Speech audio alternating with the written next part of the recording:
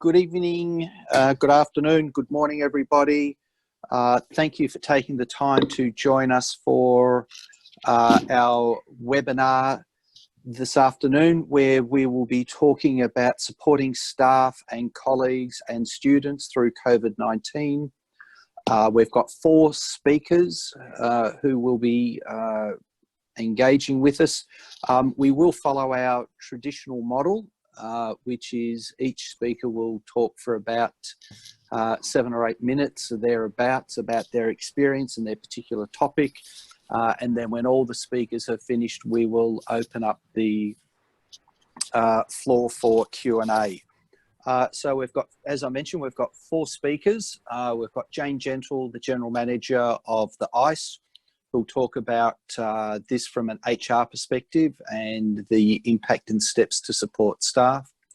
We've got Marcus Stevenson, who's the Dean and Professor of Tourism and Hospitality Management at the School of Hospitality at Sunway University, who will talk about an institutional perspective, particularly the steps to support students.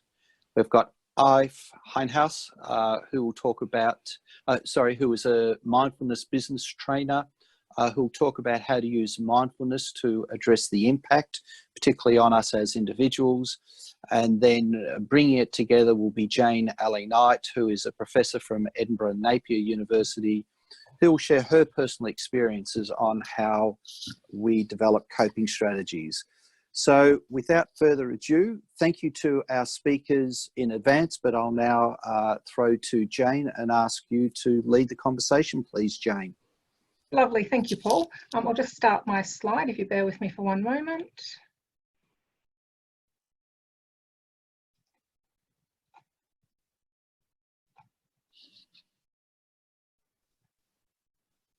Okay, can you all see the slideshow there? Yeah. Fantastic. Love it when technology works. Okay, so first off, welcome to everyone. We've got close to 80 delegates from 18 institutions and 11 countries, which is fantastic to see such strong support. Now, I've been asked to speak tonight in the capacity as a recognised professional in HR, which I am by the Australian Human Resource Institute.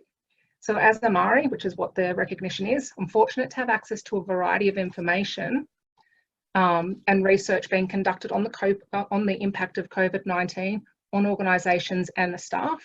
So I'll address tonight in a HR capacity, as mentioned by Paul. So in compiling all of this information, life as we know it is on hold for an undetermined amount of time. So many of us are experiencing new challenges in managing and supporting staff and colleagues through the COVID pandemic, with the major concerns being the well-being of the workforce, understanding shifting business priorities, meeting government and legislative requirements from both a work health safety perspective as well as HR employee rights perspective, and how to effectively manage and engage employees. So the priority as leaders and managers in business is to protect our employees' health, both physical and mental, and ensure that the continuity of business operations under these exceptional times continues. I'll let you read each slide. I'm actually not going to touch base on that. That's for you guys to read through as I'm talking. So there's actually an important body of text that's being circulated at the moment in the HR realm, and it's being led by leading psychologists on the current pandemic, and they're advising that what many of us are travelling through emotionally is similar to grief. Many feel that the world has changed and that we're actually feeling a loss of our world, and we are feeling the grief that goes along with that, even though we know the pandemic is actually temporary. Just like going to an airport when 9/11 happened, the effects of this pandemic will actually roll onto what we do for quite some time. So these feelings of loss, whether they're entirely or temporarily displaced, are actually resulting in physical, emotional, and spiritual loss. So what is being said to be unique about this form of grief is the whole world is going through this together in one form or another. It's maybe different, but in one form or another, we're all being affected and we're all going through it. So as we're all going through it in this chronic situation, we're also getting the reminders of it every day, from a HR perspective in this context, Psychologists are advising that it's unhealthy if we don't actually acknowledge our own feelings of grief and that we're not acknowledging other people's feelings of grief. If we don't acknowledge this, we'll end up feeling anxious, dismissed and undermined. So unlike normal trauma or grief, the current COVID pandemic isn't just one or two people going through the experience, it's actually impacting and spanning the entire globe.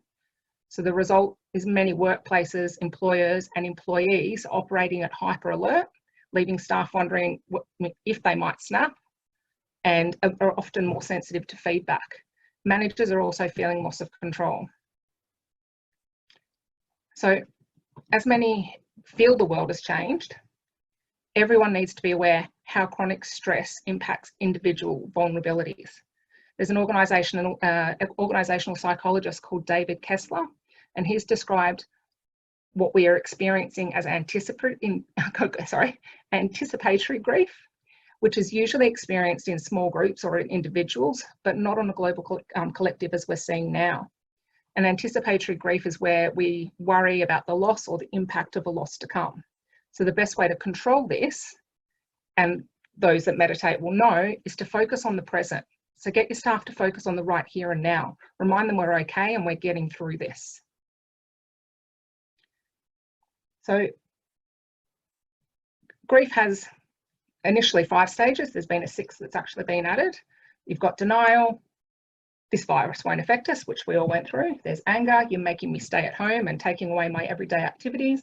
There's bargaining. Okay, well, if I have to social distance for 2 weeks, then, you know, it'll get better. Sadness. I don't know when this is going to end. And then there's acceptance, hoping that, you know, we'll find a way to how to proceed.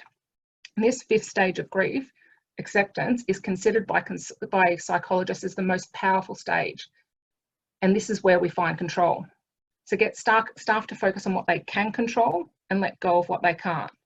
If we accept what we can, that we can prevent contracting the virus by following what the government's saying, by social distancing, working from home, practicing good hygiene, this will lead to a sense of control in our own safety and our own environment. So for HR professionals and managers and leading organisations, psychologist and organisational psychologist, Dr. Joe Lukens, suggests that we need to be looking out for signs of potential grief in our staff and other mental health conditions. So in Australia, and I'm confident it's similar in other parts of the world, it's actually an employer's responsibility to ensure that employees are psychologically safe, even if they're working from home. So for employees who usually work as part of a team, they're suddenly moving into an environment where they're completely disconnected from each other. It's quite jarring. And studies into the psychological effects of quarantining show post-traumatic stress symptoms, including confusion and anger. So if you couple these with the anxiety being caused by COVID-19, there's potential for psychological injury that is real and increasing. So employees and managers need to make sure that they're doing mental health checks on their staff above all else. So to make sure you're supporting your staff, these are the recommendations by ARI. Again, ARI is the Australian Human Resource Institute.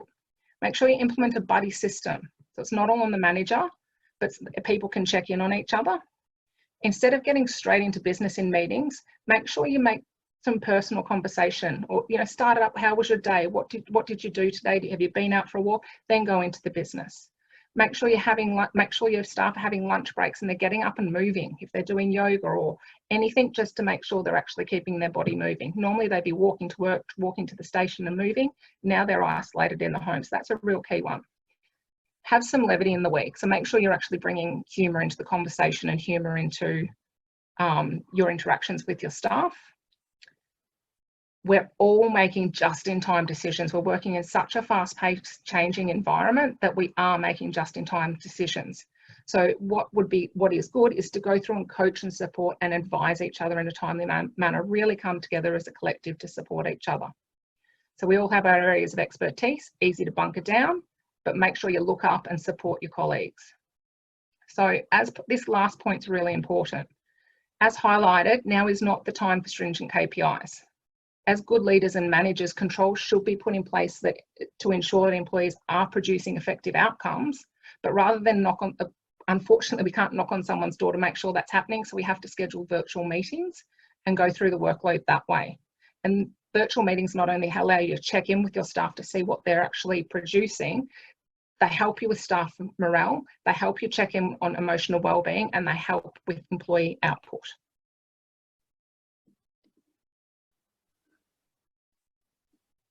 Sorry, I forgot to click that one for you, but that'll be there later. So to summarise, avoid making blanket statements that we're all going through the same thing. We are all experiencing similar grief and a similar trauma, but we're all experiencing it in different ways. So don't undermine what somebody else is going through. Recognise that we are going through a form of grief. Focus on what you can control and let go of what you can't. Perform acts of kindness to support each other. Create a single source of truth for all. And what I mean by that is make sure that your people running the business pass information down to the top managers, and that's what's being shared. Make sure your managers aren't going out with negativity that's not come from above. It has to be one source of truth for all, and that'll help manage the anxiety. Stay engaged with your staff. And as mentioned before, there's a sixth sense of grief. And that sixth sense of grief is meaning. So at the end of this, many people believe we will find a new meaning to how we live everyday life. And what is important to us individually and what is important to us as a global society. So that's the meaning that we're hoping to move forward coming out of this. I've actually included this slide for you, which is tips from a company in Australia called Beyond Blue, and they help deal with depression and anxiety. So it's top tips to help you look after your mental health while in self-isolation. This PowerPoint will be made available online. I've provided the reference links. You may not be able to access them all because a lot of them are actually I'm privileged to access, but let me know if you want any more information. And throughout the PowerPoint, you'll also see there's links to videos in there that will help give you more information on the key points that I've mentioned. I've also given you demographics on the survey, because I know a lot of you are academics who want to know how robust the data is. Now, I shall hand you back to Paul because I'm very mindful that Marcus Stevenson needs to leave quite soon. So I will pass you back over to Paul to introduce Marcus. Terrific, thanks, Jane, and to feed the dog as well. Although having pets close by is a particularly good thing. All right, I am very mindful that we're biting into Marcus's time. He has other commitments, and so Marcus, I'll throw directly to you, Dean and Professor of Tourism and Hospitality Management, School of Hospitality at Sunway University, for your insights onto institutional perspectives. Over to you, Marcus. Okay, thank you. Thank you, everybody, and a very warm welcome from Malaysia here. What I'm going to do is just to speak through a few issues, really, of problems that we've actually been facing and how we've actually tried to deal with it generally at Sunway University, a kind of a step-by-step approach.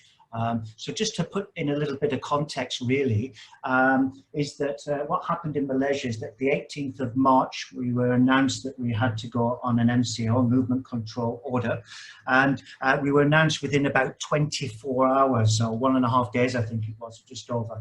And so all of a sudden, we had to leave our offices and then go online. The university, we are a private university, we're not for profit making university, and we put a lot of emphasis on face-to-face teaching. We do blended learning, but we do a lot of face-to-face teaching. So it's been quite a big structural and cultural change for us to automatically throw everything online or put everything online in that period. But what was useful for us is that we were meant to start then our semester, which was towards the end of March. What we did, we put back the semester until the start, which was the 6th of April. So we're now in week 4. So that's just a little bit of context to you. So we did have about 3 weeks to really prepare, and so we were a bit fortunate there in terms of timing. And I think that you know, some universities were not always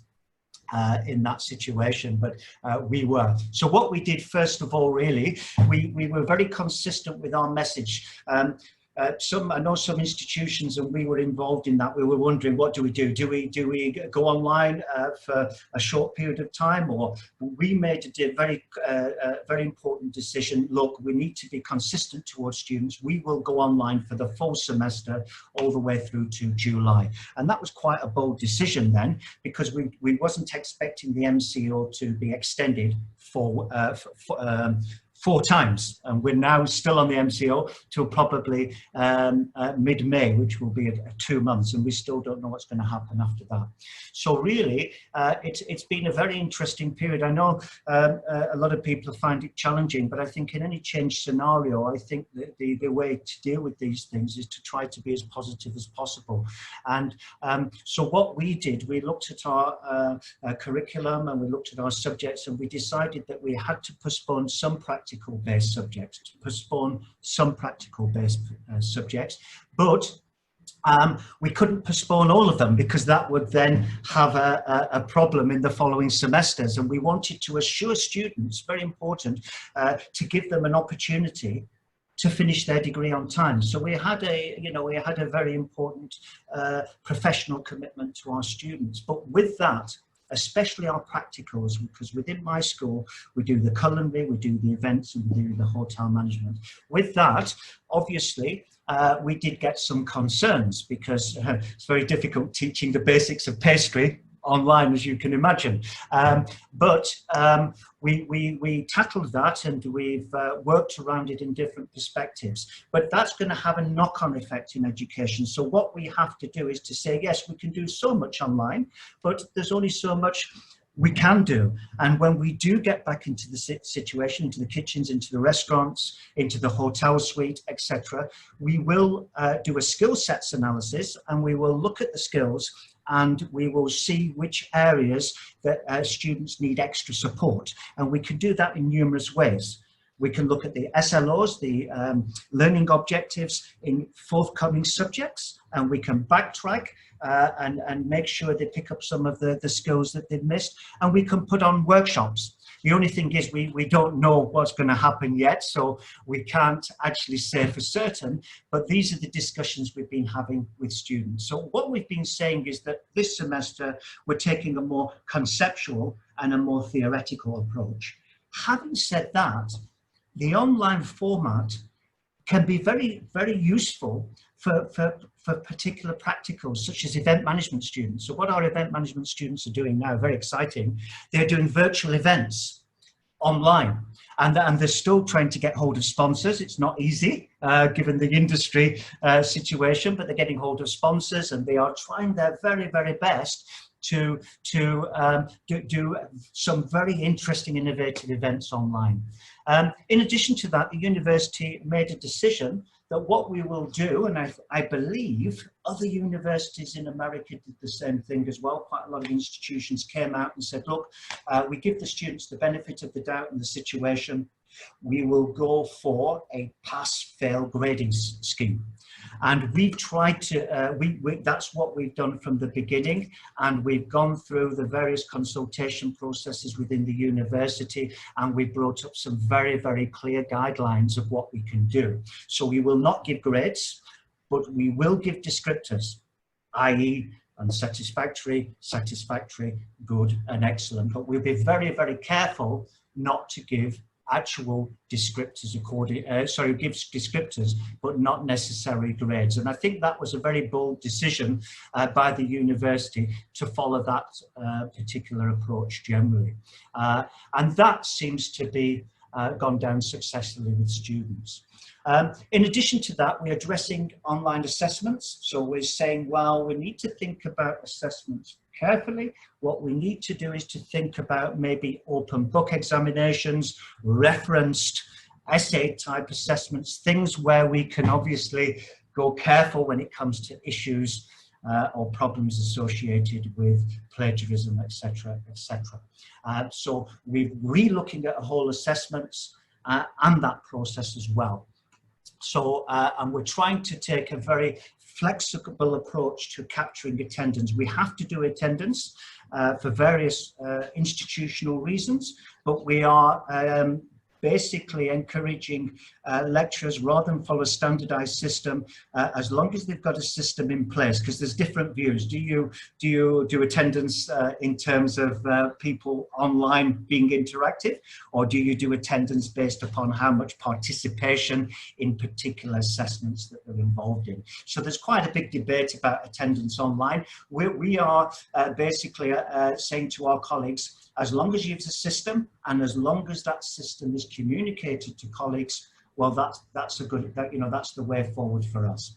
Another aspect that's very important is that the interaction between lecturers and students, and me as myself as a dean with my students, is extremely fundamental in this period.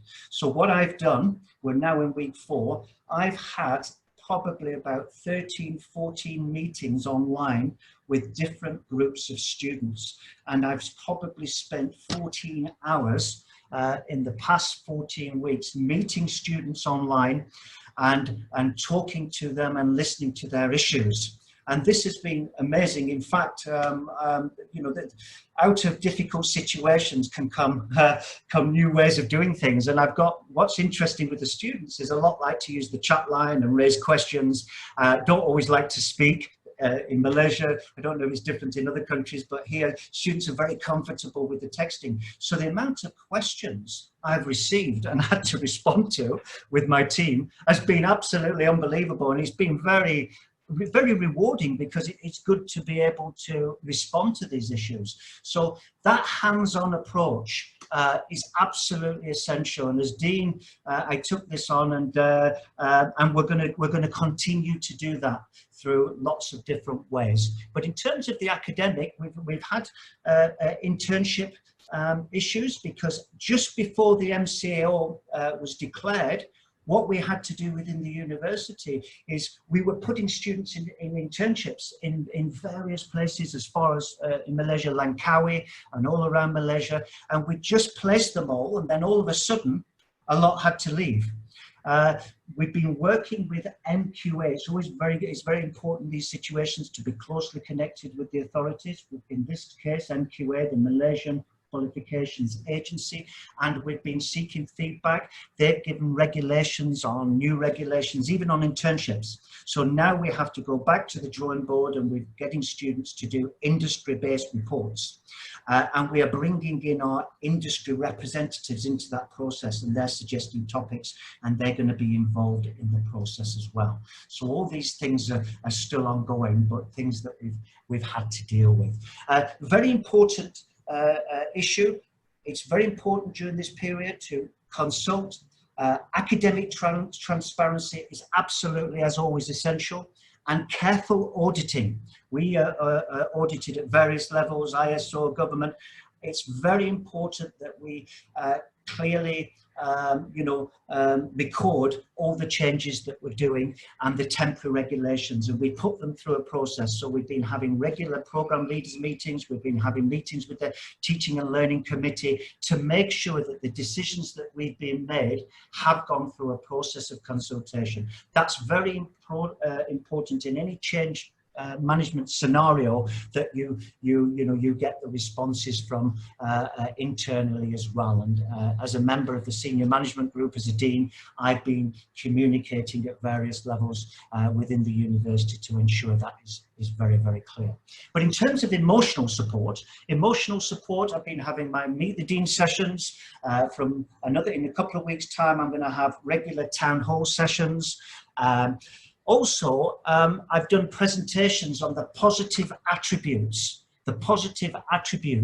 of online education. There are challenges, and the practicals are a big challenge, but there's many positives: multiple communication channels, paced learning, transparency, interactive and innovative forms of learning, better ability to concentrate, working in the comfort of your own homes, etc., etc. So I've done a presentation trying to talk about the many positivities of online learning. And I think that there's a very interesting book called The Discomfort Zone: How to Get What You Want by Living Fiercely. The Discomfort Zone. It was written by a UK author, Farah Storr, 2018, the discomfort zone. And she argued that when we are not working within our comfort zones, we become our most creative. And I think this is a time where we can be creative in many things that we do. So I think it's, despite the challenges of being stuck indoors from day to day, I think it's an extremely interesting time. Not in my generation of education have I ever known anything like it. So I think this is going to be a historical point in the landmark of education, of where we go from here and what directions we do. And it's going to have radical changes on the education system. So we're all a part of that. We are a part of that, and that is why that's the students, educators, lecturers, university managements, ministries of educations around the world. We're all a part of this change process. And I think it's a very interesting one that we're actually going through. So in terms of emotional support, online survey we're going to deliver to students in a couple of weeks to determine how students are coping with the online learning experience. We do our staff student committee meetings, and we do course evaluation on surveys with students in relation to their courses. And this is how we can track to see to what extent we're giving the support, the academic support, and also the emotional support. And this is very important at this time.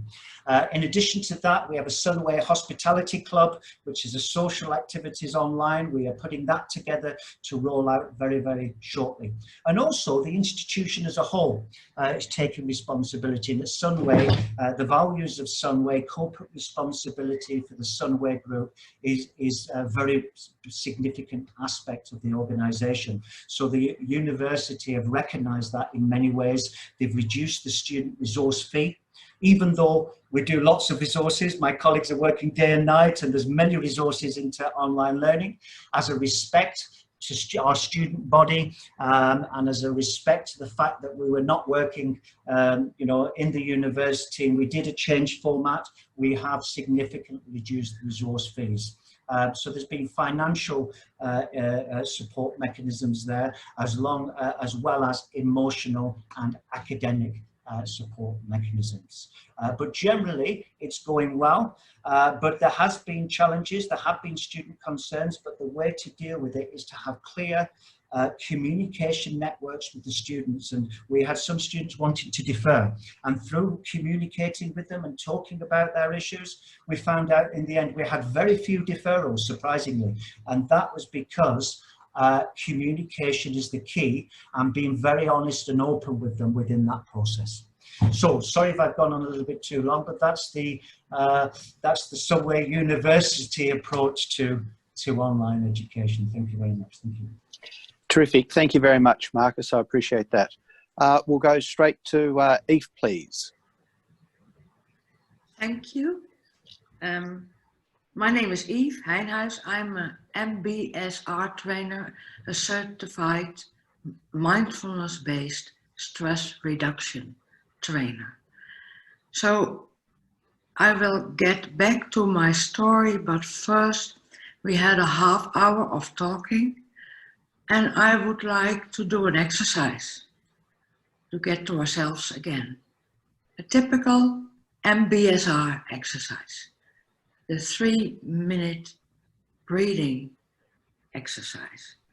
So I want to ask you to close your eyes and see how things are inside you at this moment. What are your thoughts? Maybe there are feelings. Maybe you have sensations in the body.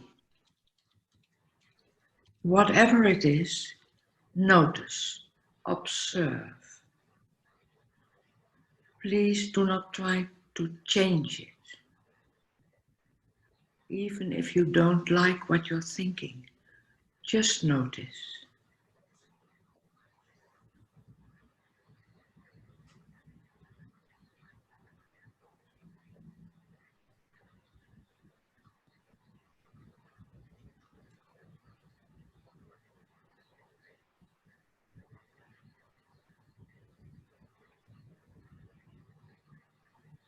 What's going on?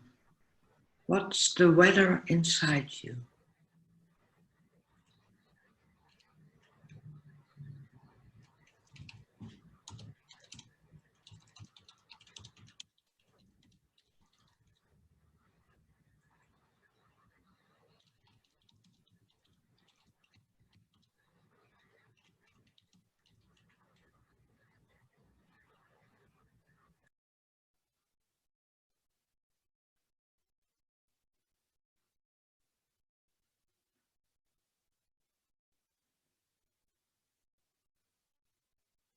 And now I invite you to focus on your breath.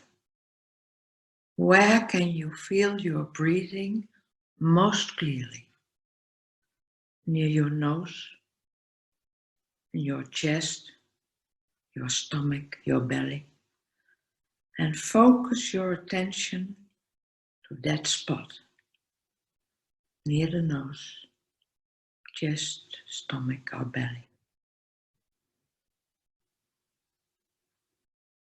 And focus on each inhale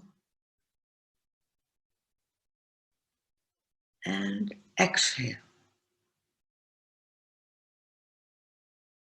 And while you do is stick to your natural breathing rhythm and depth. Breathe as you always do. Just focus your attention on your breath.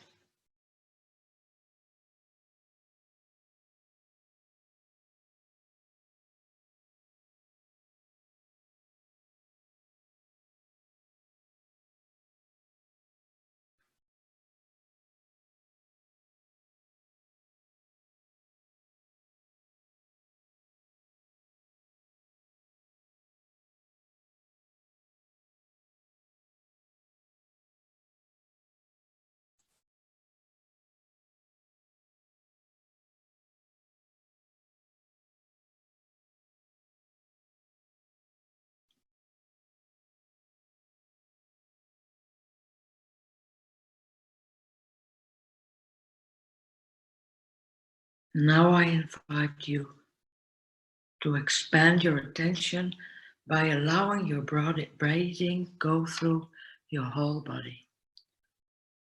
So go on the next breath, the next in-breath to your toes. And on the next exhale, bring your focus to the legs. Go further to the lower body, the upper body, arms, hands, fingertips,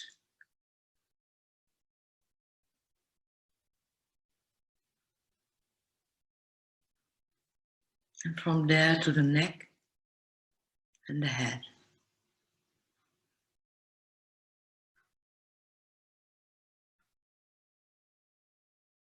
And now at the end of the 3-minute breathing space, please open your eyes again so we can proceed.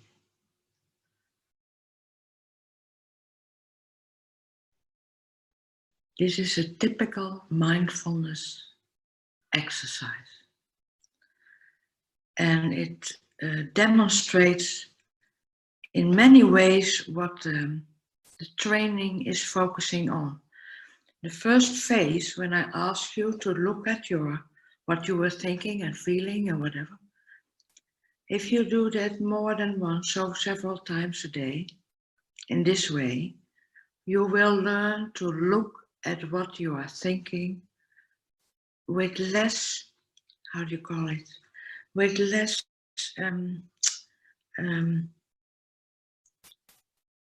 judgments. Because often we judge, often we ruminate, we don't want to see what's in front of us. So it helps to notice whatever happens without judgment. That's the first phase. And we need it in times like this. The second phase is learning to focus. Keep focus. Later on I tell a bit more about that. So learning to focus your attention and stick to it and stick to it and stick to it. And in this exercise, it's focusing on the breath. The breath is easy to follow. Well, it's not always easy to follow, but it's always there. And if it's not there anymore, you don't need to focus. And the last part is getting acquainted again with your body, because we learned not to feel everything, what's there. And the more we learn to feel again, the more we notice, the easier we can correct our behavior. So that's about a 3-minute breathing space. This exercise is a large part, not a large part, but a very important part of the training. And the MBSR training is a combination of mindfulness meditation, yoga practice, getting to know your own behavioral patterns of thinking, of doing. And all this may seem a bit vague, but in the end, research shows that people become calmer, and because of that, they also become more focused. And it all has to do with the prefrontal part of your brain, because these exercises change that part in your brain. And in the prefrontale cortex, as they say in Dutch, I don't know the English one, but the prefrontal cortex, emotions are changed and formed. So I don't see her now, but Ellen, yes, Jane talked about grief. Grief is emotion. Let me see. The other gentleman is not there. He talked about emotional behavior. Yeah. So this all focuses on learning to see what's in front of you and noticing and not judging. And it all has to do with the brain. So it's nothing hocus pocus. It's not mysterious. It's science in the end. And it's not for nothing that the Navy SEALs, the elite troops of the American Army, are trained in MBSR. And that dentists get MBSR training in their education. It's all about focus, staying concentrated. I started in 2012 my own company. Before, I worked at the hotel management school for many years, trained students.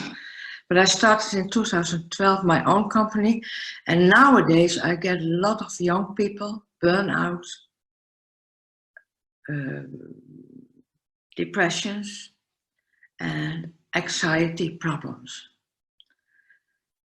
But let's go back to business, because it's not only a practice as I have, but companies like Google, Nike, Apple, Goldman Sachs use it.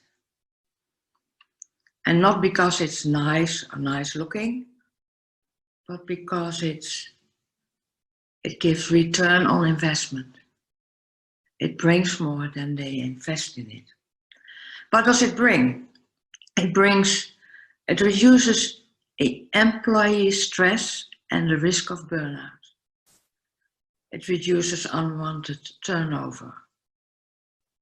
It increases productivity, creativity.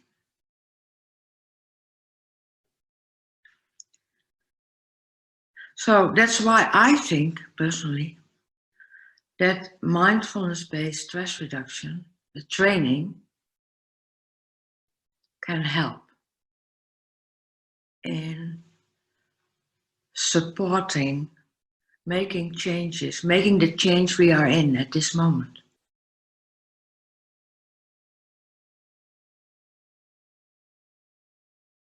Am I forgetting something? Of course, there's a lot more I want to say, but I'd like to stop with this. Thank you.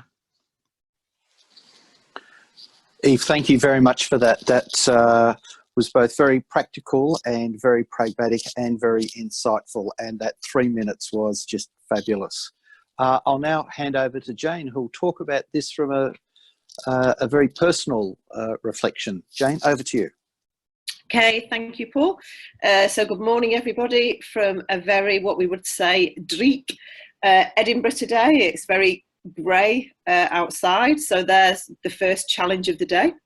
In terms of we're not always blessed with sunny weather, so looking to find sunshine from somewhere else.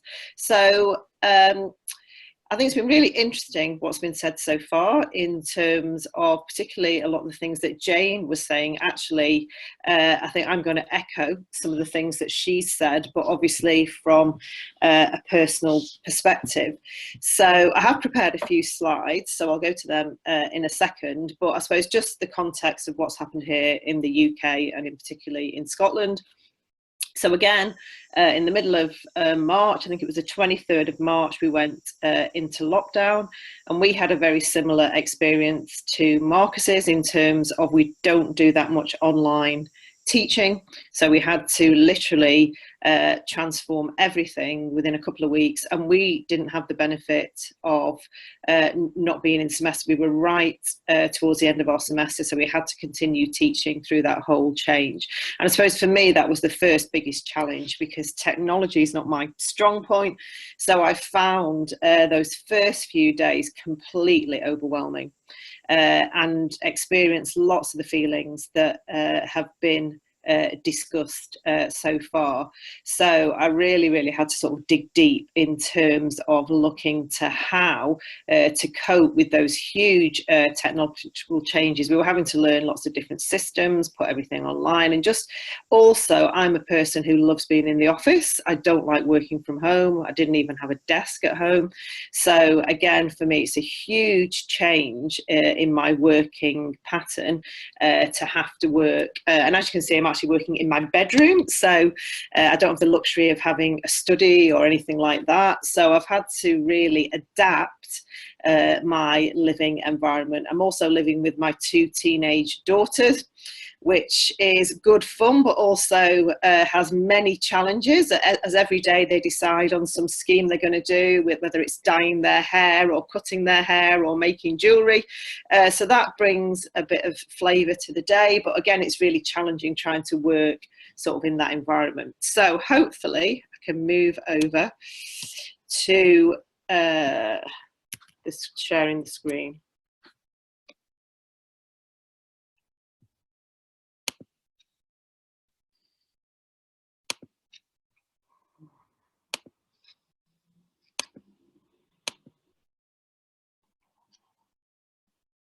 I might need some help, Jane, on how to do this.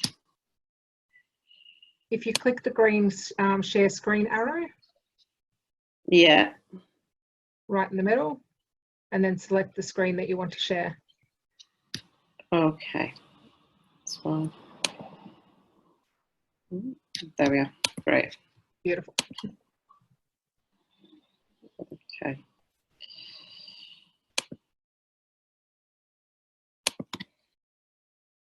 Okay, brilliant. Good.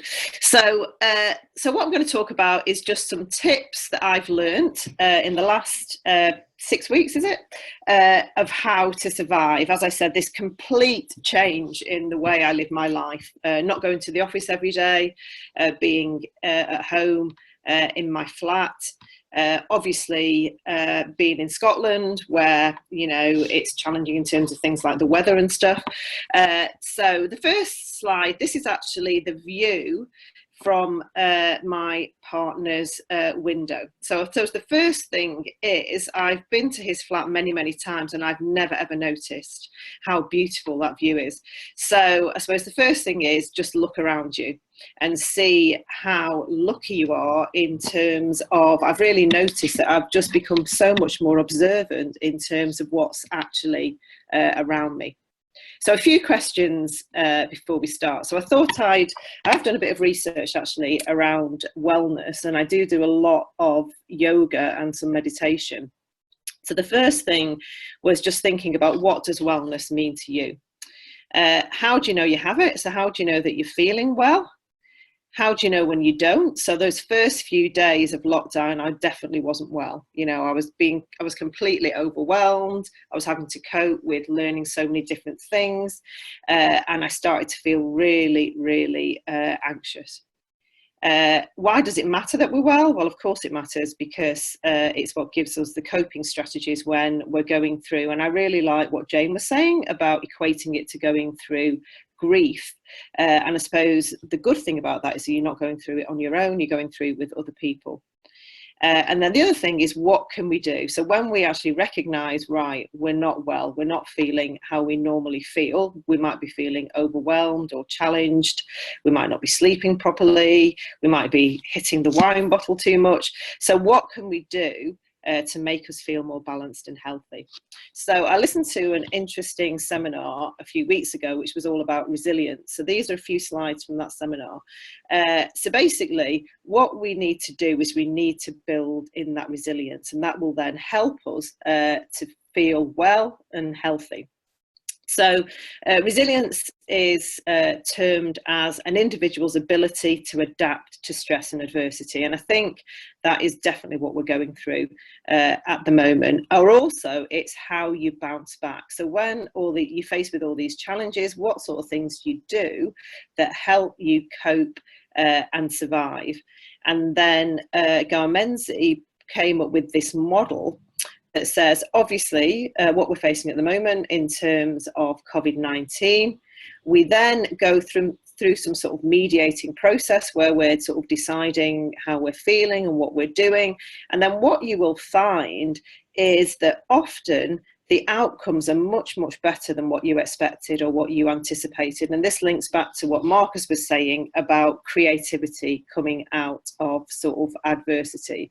So I've actually been amazed with myself in terms of things I've been able to do, which I never thought I'd be able to do a month ago. I did a keynote presentation for a conference last week online, which again I've never done before, communicating with students online, delivering lectures online. So all these things are really, really valuable skills, which I think we're going to have going forward into this new normal of education. And then how do you know if you're resilient or not? So I think this is a really, really interesting model here. So I think at the beginning, I was definitely on the right of this spectrum. You know, I was starting to feel anxious, I was eating too much, I wasn't drug taking or gambling, but basically I knew that I wasn't feeling great. And then obviously what you want to do is look at how we can, first of all, recognise that, and that's a big part of it, is that acceptance that people have talked about. And then what can you do? Things like, how can you sleep better? How can you start to feel more optimistic? And I think as obviously the restrictions in the UK have extended, people have definitely sort of got into that acceptance phase. And I think a key part of it as well is establishing a routine. And that's something I tried to do really early on, was I realised that unless I had some sort of routine, I wasn't going to be able to cope at all. And then hopefully, I don't know if I'm quite at the self-confident, positive stage yet, but I'm hoping that by the end of lockdown, when we start to come out of it, I certainly am feeling a lot more positive now than I did a month ago, and I certainly can cope a lot better than I did. So when we are not feeling resilient, how does that impact? And I think the first thing is sleep. And I think most people I've spoken to, this is what they've said, that sort of middle of the night awakening, not being able to get back to sleep. And also that can be impacted by where you live, by people that you're living with, if they're still working. Another thing is eating and drinking, maybe eating too many unhealthy things, drinking too much. Lack of physical activities, obviously, for me, that's been a key one, has been doing exercise and also doing regular exercise. Worry. So obviously my family are in England. My mum's in a care home. So that's obviously a huge worry because a lot of the deaths have been within care homes. My dad's 87 on his own. So obviously there's concerns there. Thankfully, I haven't got concerns about my job. My job's still okay for now. And then also, how do we cope when there's so much change going on? So this is actually links back to what Jane said. So this is called a change curve. And I don't know if people have seen this before, but this was some research that has been done adapting a change curve to COVID. So I think this is a really, really good way at looking at what we're going through. So obviously, you know, the first stage everybody went through was shock. You know, I mean, I really couldn't believe what was happening. At the very beginning, we were due to take a group of 20 industry people to Barcelona. And within 24 hours, we'd gone from literally, we were going the next day to everything being cancelled. And I think when that happened, it really impacted on me that actually this was quite serious what was happening. So yeah, so the first thing is that sort of shock. And I think, you know, people sort of then had sort of lots of energy. There was everybody, you know, going to the supermarket, buying loo rolls, pasta, tins and tomatoes. So in the beginning, I think there was lots of energy around how we got to cope, and people didn't really realise how long it was going to last. Then when that realisation started to come, I think a lot of people went into denial, especially when they did things like close the schools. So I've got a school-age daughter who's couldn't do her exams, so trying to manage all that. Then anger, which again we've talked about. Bargaining, you know, so then in the UK, I think it was the first weekend of lockdown, we had really nice weather, so everybody just went to the beach in the countryside, and obviously that's not what we were supposed to be doing, so there was lots of bargaining going on then. Then I think the real start realisation of what is happening and how severe this is, especially in the UK, as the death toll started to rise.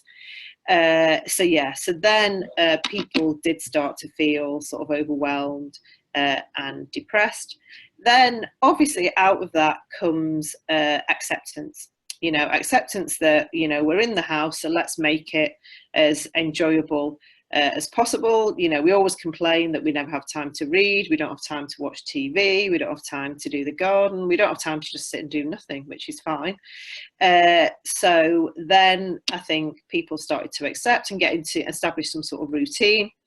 And then finally, I think the phase we're hopefully going through now is this problem solving, looking at, you know, and we've been doing lots of things very similar to what people have discussed in terms of working with our students, working with the staff, and also we've done quite a lot of work with the industry, because obviously the tourism and events industry here has been absolutely decimated. So these are my top 10 tips for how to create balance and wellness. So the first thing is relax. And whether that's doing the 3-minute mindfulness meditation that we just did, whether it's getting a mindfulness app, there's many out there, doing a bit of yoga, having a bath, just listening to music, digging the garden, whatever it is, whatever makes you feel relaxed, try and do that. Try and build at least 5 to 15 minutes every day of just relaxing. Notice when others or yourself are placing unrealistic demands. And I really liked as well when Jane said that, you know, you can't be putting KPIs on your staff. And I don't think that's been managed particularly well within my university, within the business school. So I still think there is sort of a theory that it's business as usual, but it isn't business as usual. You know, we're not home working, we're working from home, and that's very, very different. You know, we don't have the facilities that we have within the university. Take up a new interest or hobby, but obviously be realistic in terms of what that can be. You know, don't decide you're going to run a marathon within the next 3 weeks. So do something that can take your mind. I mean, it could just be that you start reading again, or whatever it is, doing some baking. You know, I've found we've been doing a lot of baking at home. Make time for friends and people that make you laugh and smile. So yeah, use all those different channels like Zoom, house party, whatever it is you want to use, and keep in touch with people, but people that make you feel good. Remind yourself of the small things. So things like, you know, looking out the window.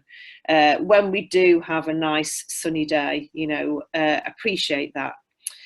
Even appreciate the small things like, you know, we're here, we're alive, we're not ill, which is obviously a really big bonus.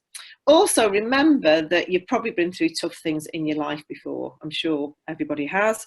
And this is just another tough thing. And the good thing is you're not going through it alone. You're going through it with other people.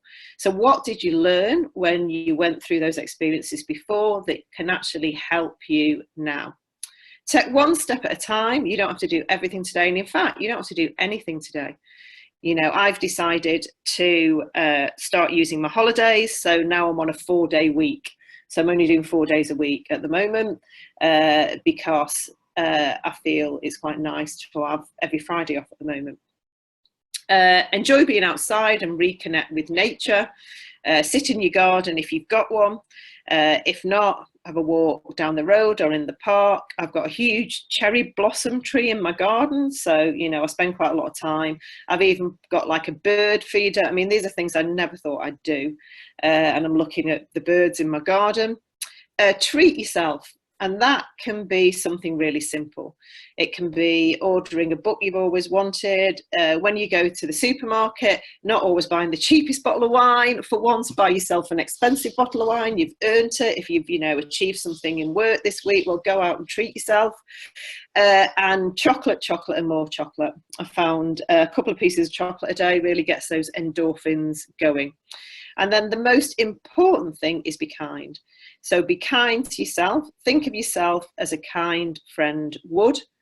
Make your inner self be that kind friend. You know, this isn't the time to be critical or self-judgmental on yourself or the people that you live with or others. And I know that's really, really challenging at the moment, but I think kindness is the key thing, really.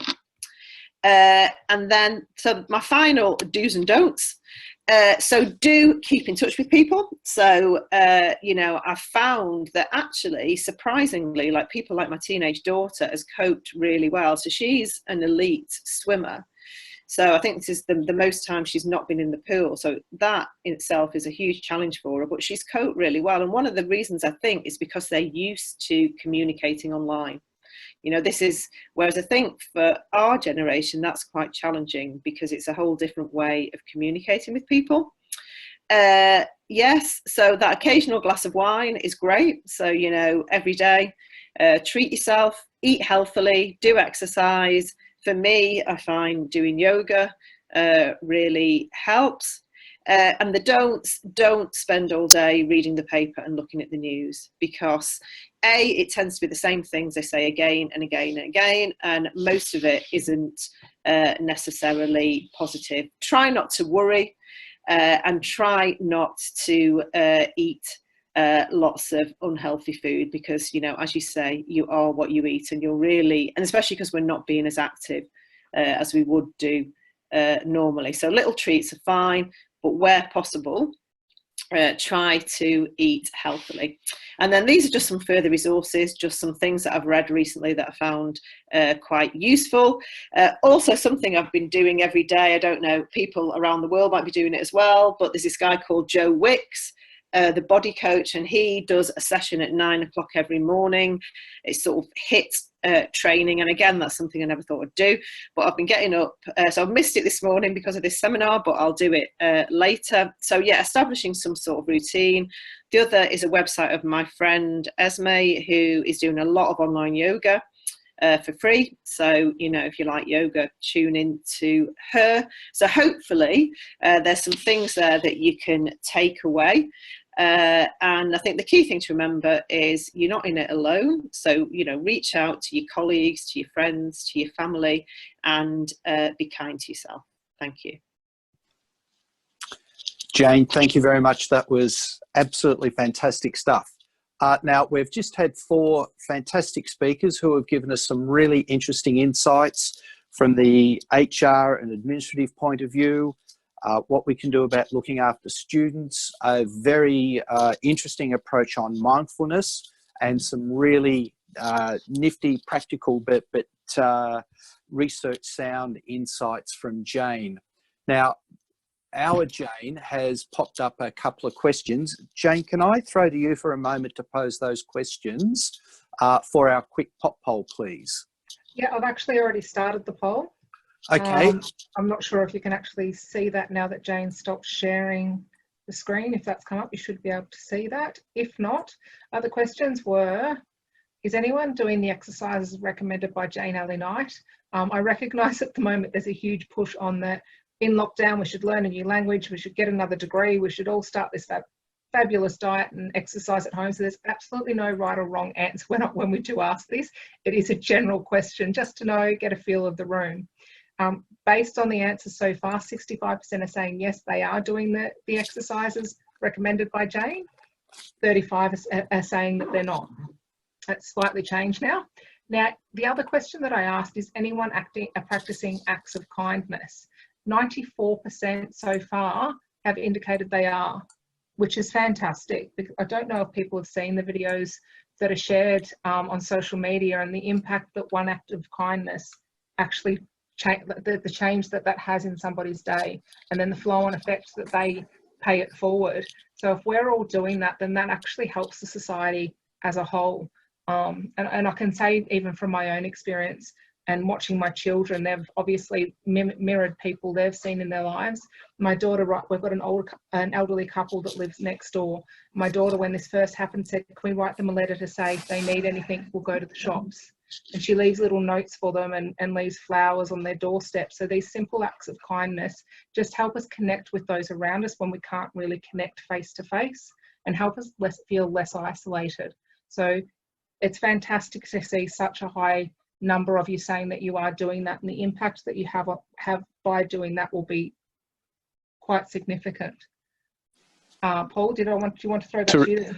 Terrific, thanks for that, Jane. Now, we've got a couple of questions, and one of the more interesting things about the questions is this recognition that we're all have been affected by fundamentally the same thing, both the health and the economic implications. But as Jane pointed out, we're not all in exactly the same boat, or in different parts of the boat.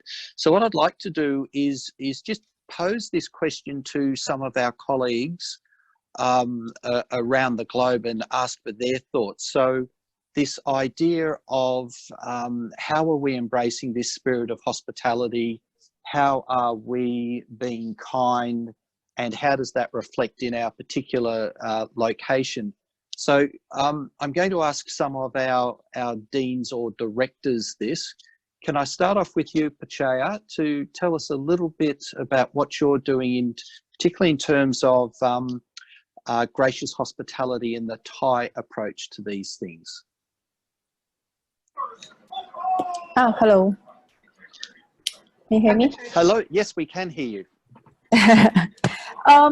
So right now, in terms of the big picture of our college, we do because we do the education. So we do the free online class, like some cooking class for everyone who stay home, stuck at their home, and so they can join for free. And also we do the lunch box sent to the hospital, to doctor and nurse, because we know that they are working hard now. So we have the campaign to do this. So, yeah. Okay, thank you. So you're actively getting involved and getting your students to engage in acts of kindness, proactive acts of kindness. And that is very, very exemplary of the Thai approach. Can I throw to John Daly and ask, what's the Swiss approach? John?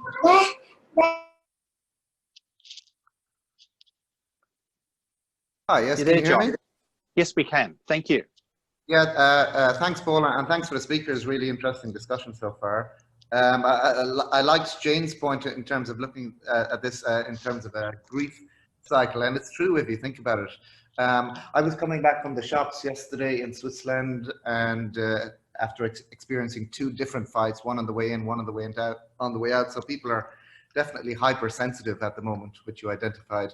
But I saw a sign hanging out of the windows of one of the high-rise apartments that said "Nous sommes tous dans le même bateau," which means we're all in the same boat. And To a point we are, but what Jane said this morning resonated with me. We're actually not all in the same boat, and I think we're all going through our personal struggles.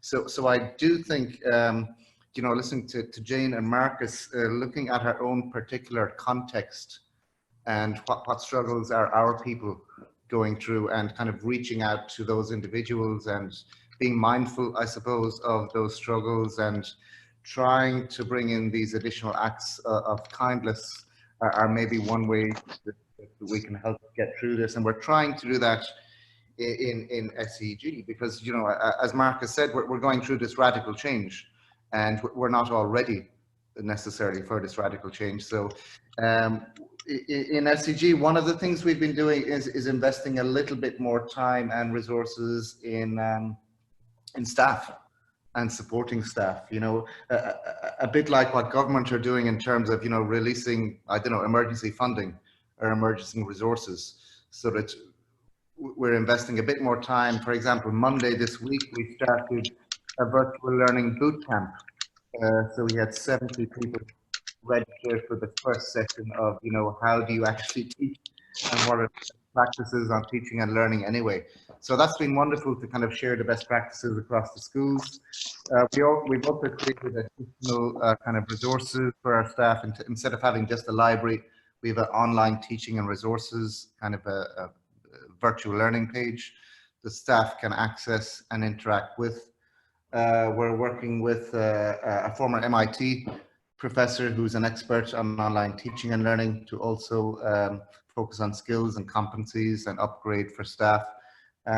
So that's kind of what we're doing at the moment. It's been a bit of kind of panic and what shall we do at the beginning of the cycle, and we're moving a bit more towards the acceptance phase now and investing in kind of staff developments. But it's still kind of finding our way through the smoke and the darkness. So these webinars are really good just to listen to what other best practices and what other people are doing in other schools. And it was very interesting to hear of the point made by Marcus, you know, where in some way they're moving away from grades to feedback and non-graded assignments, which in terms of teaching and learning is probably better. So, you know, there's lots of very, very good things coming out of this. And I think it was Marcus's final point where he said the importance of capturing these things. You know, there's so much new stuff happening so fast.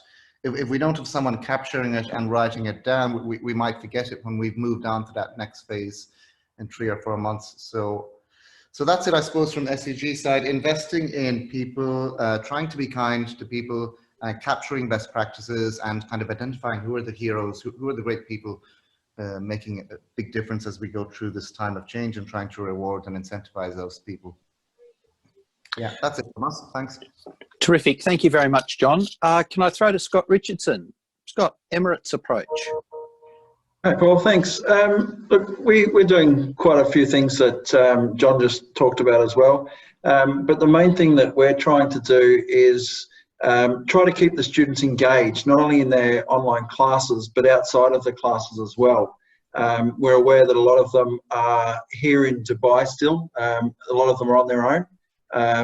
They don't have family with them, which I'm sure a lot of universities are facing as well.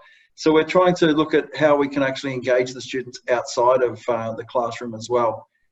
We've made our counselling services available online, so students are able to book an appointment with our counsellor to discuss any issues that they've got that they may need to talk about. We're introducing student-driven, basically almost like talk shows, online talk shows, where students can come on and talk about whatever topics they want to talk about. So our main focus has been really trying to make sure that the students are still engaged with each other, even though we can't be on campus. In Dubai, we've been slightly had our restrictions eased over the last week or so we can actually leave the house to go to the supermarket and things now without getting government permission. So we can see a little bit more movement happening, and hopefully that'll start to open up a little bit more. But our key focus really is trying to, make sure that the students and their mental well-being is taken care of as much as we can, and we're doing that through trying to make as many avenues for them to communicate outside of the class, From a staff point of view, I think from the faculty are quite busy because obviously they've had to take all their courses and turn them into online courses, which has taken quite an effort. But for some of our other staff, obviously they don't have quite as much to do at the moment, considering the campus is closed. So we're looking at what types of training we can provide. As we all know, when we're busy and we've got lots of things going on, training may or may not happen. So we've been able to do a lot of online trainings for registry staff, for operations staff. So again, we're just trying to keep people busy and keep them connected. I meet with my faculty at least a couple of times a week, so we all share ideas, we share our thoughts, even if it's only for 10 minutes. It just helps to keep everyone connected. I also meet with all of my heads of department every morning, so we're in constant contact. And again, even that 10 to 15 minutes a morning, it helps me because it gives me interaction with other people as well. So they're really the types of things that we're trying to do here. Terrific. Thank you. Thanks very much for that, Scott. Can I go back to Eve, please? Eve, you took us through a fabulous exercise during your presentation. Is this something that we can tap into on a daily basis, or perhaps a weekly basis, or something with a bit of regularity to try and bring some mindfulness and calmness to our colleagues?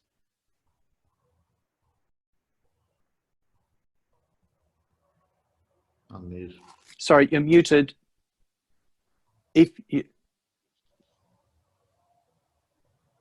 Jane, can you? There we go. Yeah.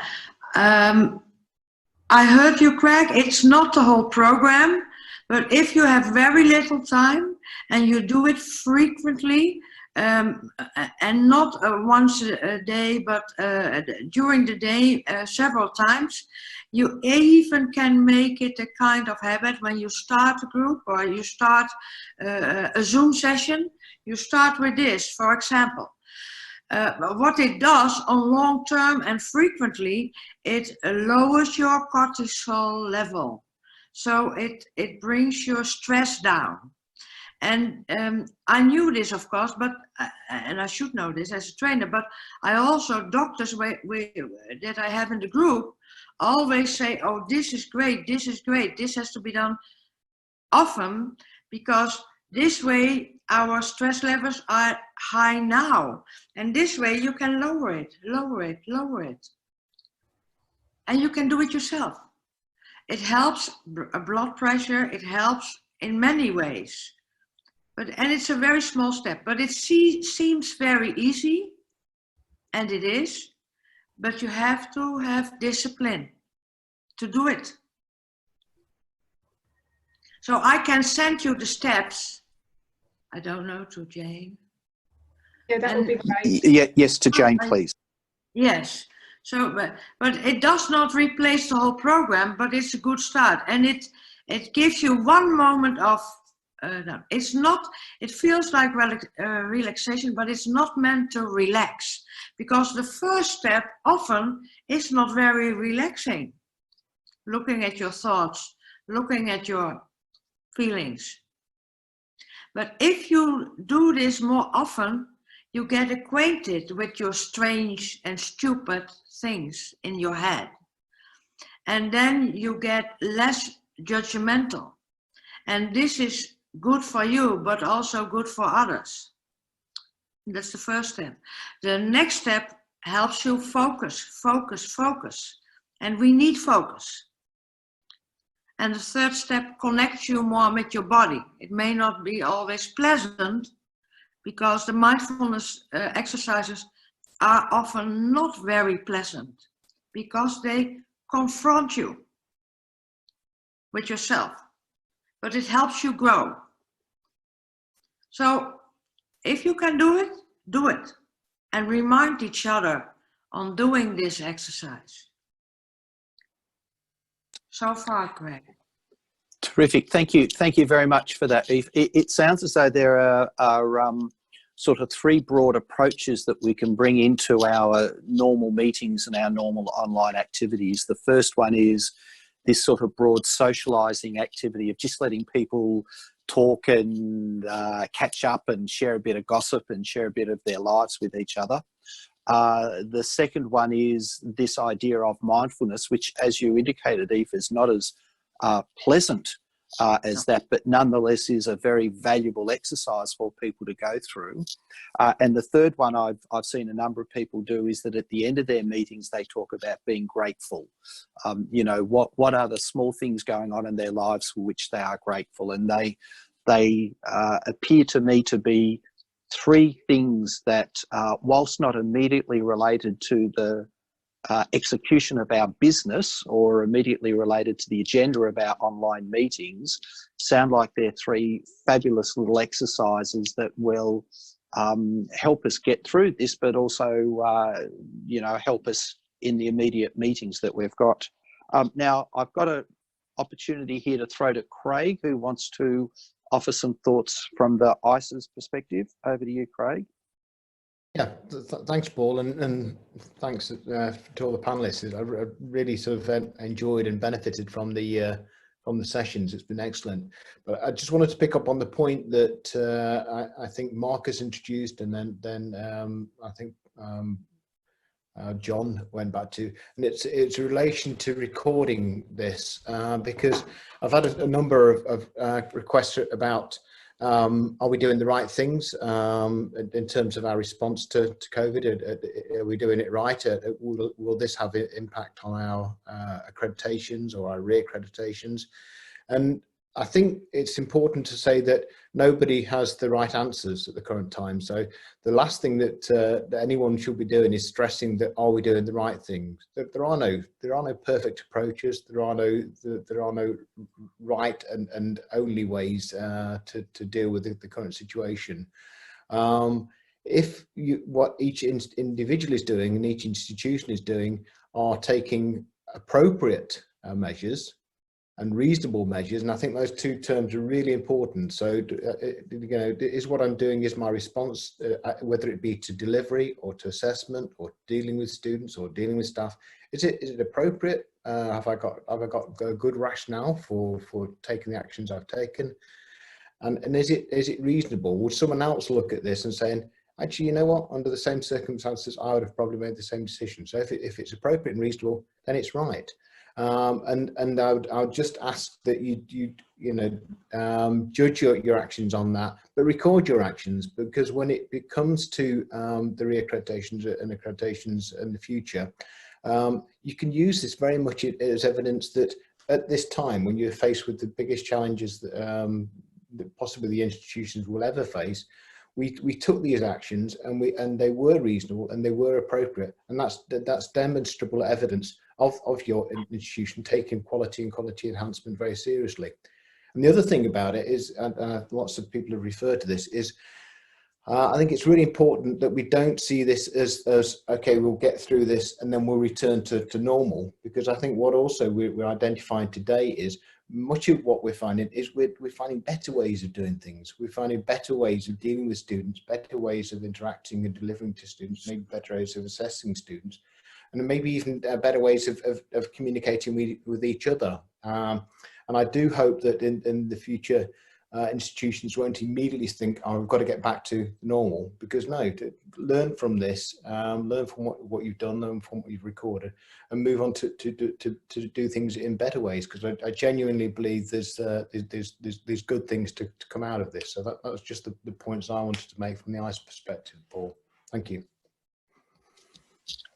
Terrific. Thank you for that, Craig. I actually think there's not just the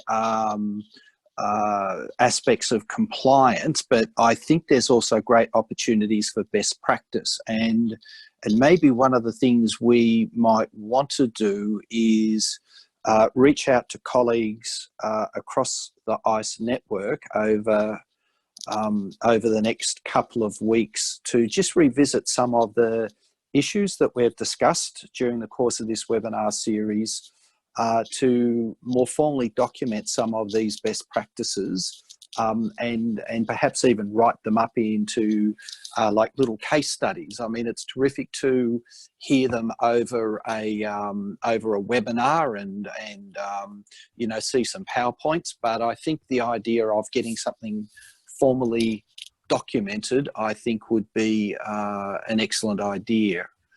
Now, I'm mindful of the time. We've got a question from Perry, but I'm going to throw to Jane to raise that and address it. That's Jane Gentle, not Jane Alley Knight. Sorry. And I was thinking, as we were talking about the different Janes, we probably should have been using surnames so we knew which one we were referring to. That topic was probably an indicator as well. So Perry's just asked, how can we keep the team spirit and togetherness going through COVID-19? What Elise, Craig and I actually came into with this COVID, sorry, I'm losing my voice, unlike most situations, is we have already worked from home. So we came in this better equipped than most people that are in this panel session or this webinar. What we do, and I'll share our insights, I'll share our activities of what we do to get through, and that is actually to have regular contact and have, have those meetings, have the conversation. Quite often you need to take the conversation away from email because emails can be misconstrued. So you're better off picking up the phone or picking up, organising a webinar and actually having the face-to-face conversation, because you get to see the emotions delivered behind that. And as Scott Richardson said, that he's doing all the right things from a HR perspective. He's having meetings with his managers, he's having meetings with his colleagues, and that keeps the morale together. It helps you check in on your staff, and it helps bring that collegiality and team spirit back to the workplace as best we can at the moment. Can I just jump in there as well, Paul? Yes, please, please, Craig. Yeah. I mean, what's interesting through this as well, and again, it's one of these things that I hope we don't return to the norm of the past, if you like, because I think another benefit of the communication, and particularly the face-to-face communication and face-to-face communication in people's homes, is that we're seeing people not as the faceless professionals. Is it me, or have we lost you, Craig? Yeah. Have you? Am I back? Okay. Or Can not? you have another crack at all of that, please, Craig? Okay. I'm not sure how far I need to rewind, but it's certainly one of the benefits of this that I hope we don't forget, and I hope we don't sort of reverse, is that through this communication, and particularly the communication of talking to people in their homes, is we're beginning to see our colleagues as individuals, not as faceless professionals where they appear at the office in the suit and the tie and the corporate face, but we're seeing them at home with dogs barking in the background, with kids playing. And that is really important, because we're individuals. We've got it lives. We've got things going on that distract us. We've got other challenges, and I think sort of recognizing that and accepting that and taking that into account and talking about it is really important. And it actually relates to Perry's question. We should be doing that. We should be in our meetings taking time to finding out how's things going. You know, is things all right in a genuine sense. So I say, I hope when this is over, we don't go back to expecting the faceless professional from everybody, but that we can incorporate real people and communicate as real people a little bit more in the future. I hope that makes sense. It certainly does. Oh, yes, please, Jane. Yeah, because what we found is that actually within our subject group, which is tourism, hospitality, events, we're actually spending more time with each other, bizarrely. So we have a regular, in the office, we used to have every Wednesday, we'd have a coffee, but maybe only 2 or 3 people would go to that coffee. But now virtually everybody goes to that coffee online, because obviously we're all at home. And again, we get insights looking into people's homes, and that's just purely a social thing. So we do that every Wednesday. We also do once a month, we do a trip to the pub, which again, we've moved that online. So we have a Zoom bar once a month. And then we've also started doing a quiz every few weeks. So actually, I've found that I've got to know a lot more about my colleagues during lockdown than the last 15 years I've worked with some of them. So I think, again, as people have been saying, there are a lot of benefits that we can take forward from this. And actually, I think this is going to be a time where we do get to know people a lot better, and we get to know people more as individuals rather than just people that we see in the office. Fantastic. Thanks for that, Jane. May I respond to that by saying, so what we might do as an exercise is to invite colleagues to comment about the 2 or 3 best things that have happened as a result of all of this. And when I say the best things, I mean not that they're perfect, but you know, these new things that have been interesting. This idea of getting to know your colleagues better and getting an insight into their homes and all the rest of it. We don't need to belabor ourselves with all the hard things. We're reminded of that constantly. But I just think the idea of gathering up a sense of everybody of what are the best things that have come from this, and then think about how do we institutionalize that so we persist with these good habits long after you know, the restrictions are lifted, and certainly things like your exercises, Jane, and certainly Eve's exercises about mindfulness. There's no reason why we can't be doing that when we're back face to face with colleagues.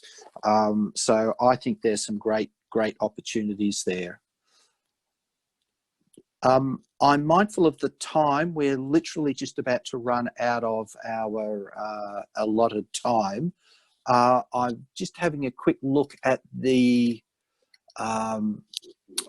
questions, and my sense is, Jane Gentle, that we've squared off on all the questions.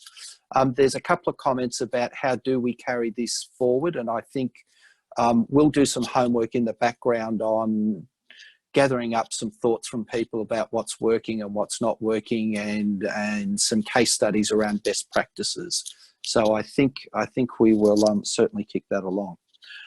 So on that point, what I'd like to do is call our session to a close. Can I first begin by thanking our presenters, Jane, Marcus, who's no longer with us, Eve and Jane, as in Jane 1 and Jane 2. Thank you to each of you for your very thoughtful and very provocative and very interesting presentations. They really have got me thinking about these things. Thank you to all of our people who have asked questions and made suggestions, and thank you to all of our colleagues who have joined in. I think we peaked at about 70 odd participants, Jane, which is just a fantastic outcome. So on that note, I'll thank you all very much for your time. Please keep safe, and please continue to be kind to each other and to ourselves.